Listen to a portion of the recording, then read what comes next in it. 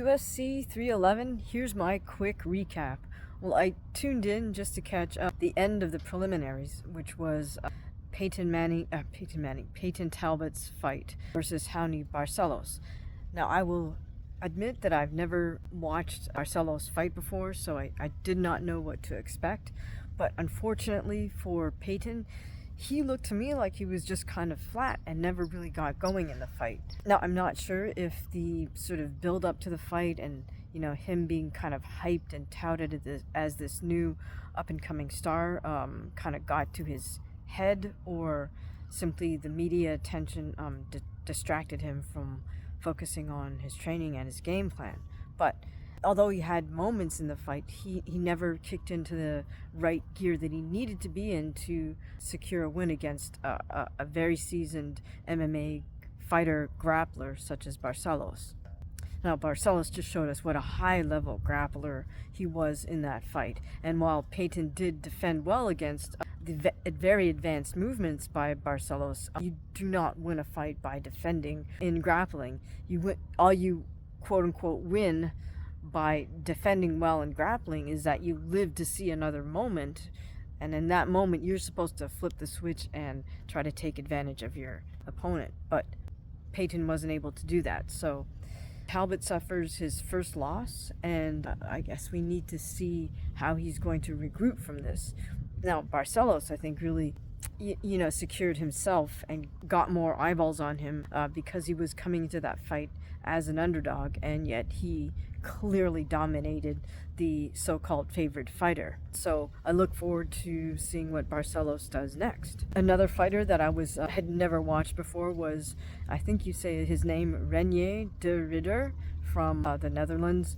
Now, I knew he was a two-time One Fighting Championship champion, but he was, again, certainly the less well-known of the two fighters in that matchup versus Kevin Holland. Kevin has also, gained a lot of popularity over the past few years. He's quite the character in and out of the cage. So certainly, I think de Ridder came in, again, the less well-known fighter, but perhaps the more accomplished fighter. He made really short work of Kevin and got a submission in the first round.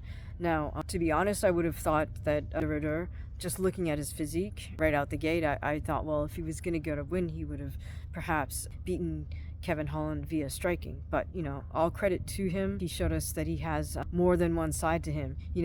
I guess simply because he's got that tall, lanky build, I expected him to get a win via KO with his punches rather than a submission on the ground. But so be it. All credit to de Ridder. So now I think Kevin Holland really has to regroup and think about what he wants to do next and what he wants to do with his MMA career. Does he need to make some adjustments in terms of his conditioning, in terms of his training, and in terms of, the fighting techniques that he chooses to use in the cage?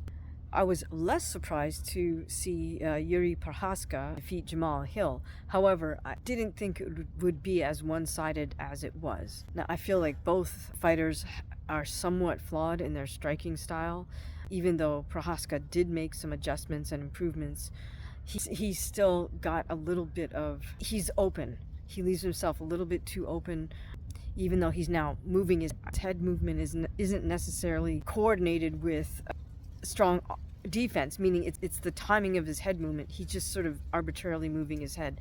It's not necessarily well timed, but at least he's moving his head and not just leaving it there on the center line. In other words, I feel like Jiri still has so many openings due to his striking defense or lack thereof, and how he holds his hands and how he throws his punches, that I think he still gets KO'd by Alex Pereira if he in fact gets that third fight versus Pereira. But he did improve in terms of overall striking ability. But he did add to his arsenal since his last fight, so we have to give him credit for that. Now, Jamal Hill, on the other hand, I feel like he was just constantly overextending himself on his reverse punch. He'd leave his chin right up in the air, throw his reverse punch. He wouldn't bring his hand right back to guard position, so he was just kind of leaving himself way too open. And really, at this level, his trainers should have addressed that a while ago to get him to stop doing that. So I feel that Jamal Hill has really much more to consider and much more to retrain and regroup if he wants to continue. Now, the co-main event, Merab versus Umar, what a fight. That almost sort of stole the whole show, in my opinion. We could say that Umar may have won the first round, maybe the second round, but from the third round onward, Merab just showed us why he's champ and why he's a dominant champ at this point. You know, what he said and what his coach Ray Longo said turned out to be absolutely valid, which is Merab just has so much more experience than Umar. He's fought the tougher competition.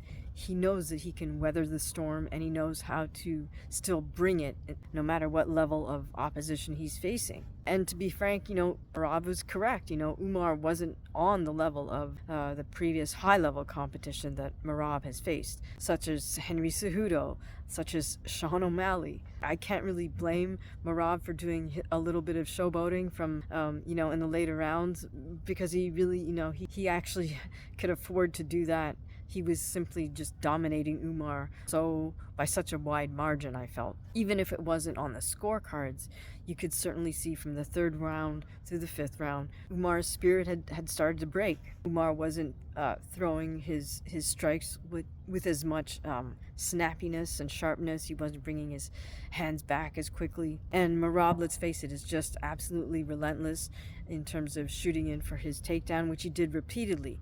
Notice that since they were in what MMA fighters called open stance, meaning one fighter's Merab's in orthodox, Umar's in southpaw stance. That meant that Merab would constantly come in kind of with a jab and then overhand right, and then lean to his Merab's left with his head to shoot in on that lead leg for a single leg takedown on Umar. That opening was there basically all night for Merab because of that open stance. Now, Umar did defend it quite well multiple times, but, you know, we know that Merab is just going to be relentless with that takedown, so he doesn't care if he doesn't get it. He's just going to be so persistent with it, and eventually he did start really getting that single, and then he'd switch sometimes to a double, and just he would dump Umar and sometimes not even follow up and then just gesture to the crowd. But regardless, I think a lot of, or some of the fans rather, thought that Umar was going to dethrone Merab.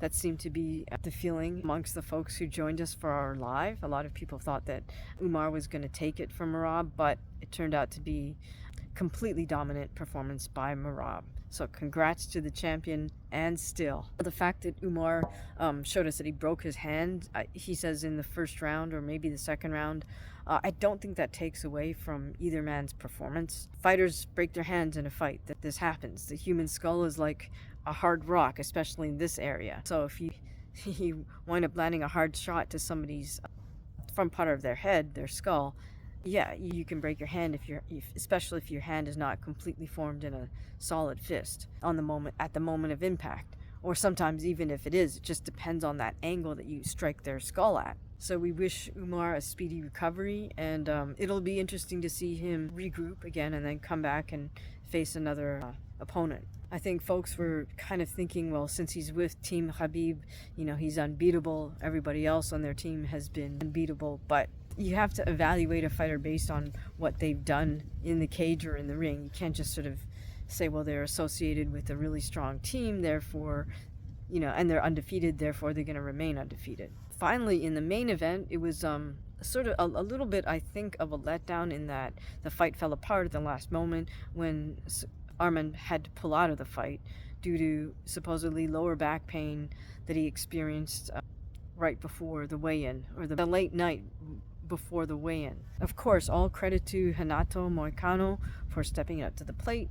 You know, he was scheduled to fight Beneil Dariush, but being offered a title fight, I mean, the only correct answer is yes. So even though it's a last-minute offer, I mean, Renato really had no choice but to step up to the plate, really, I think. And, you know, all credit to him for doing so. No shame in being, you know, choked out by a Darce from Islam Makhachev. He's certainly not the first, and he won't be the last to tap to that move from Islam. And we have to also give credit to Islam, who just says, hey, you know, it doesn't matter who I'm fighting. I'm world champion. I should be able to beat any given fighter on any given day. So, you know, he's got the right attitude in terms of defending his belt. So what were your favorite moments in UFC 311? Please share them with us. And if you'd like to join us for the next live, please definitely hit the subscribe button, hit the notification bell so you know if and when we go live on our channel. I would love to see you guys all there for the next live. Thanks.